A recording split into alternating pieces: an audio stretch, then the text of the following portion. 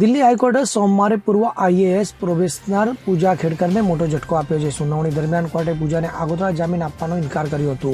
ભૂતપૂર્વ IAS probationer વિરુદ્ધ civil service પરીક્ષામાં કથિત છેતરપિંડી અને ઓબીસી વિકલાંગતા કોટાનો ખોટી રીતે લાભ લેવા બદલ કેસ નોંધવામાં આવ્યો છે.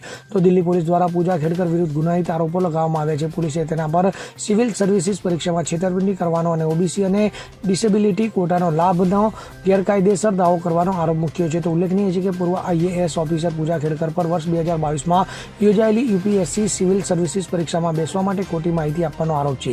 આ દ્વારા તેમણે ઓબીસી અને વિકલાંગ કોટાનો અન્યાયી લાભ લેવાનો પ્રયાસ કર્યો હતો. તો ખેડકરે પોતાની અરજીમાં નકલી માહિતી આપી હતી, જેના આધારે તેમને સિવિલ સર્વિસીસ પરીક્ષામાં બેસવાની તક મળી હતી, જેથી પૂજા ખેડકર પર સિવિલ સર્વિસ પરીક્ષામાં છેતરપિંડી કરવાનો અને અનામતનો ખોટો ફાયદો ઉઠાવવાનો આરોપમાં ફરિયાદ નોંધવામાં આવી છે. Bureau report CN24 news. હવે જુઓ દેશ દુનિયાની તમામ ખબરો તમારી આંગળીના ટેરવે. ઉઠાવો મોબાઈલ અને ગૂગલ પ્લે સ્ટોર પરથી ડાઉનલોડ કરો અમારી CN24 ન્યૂઝ મોબાઈલ એપ.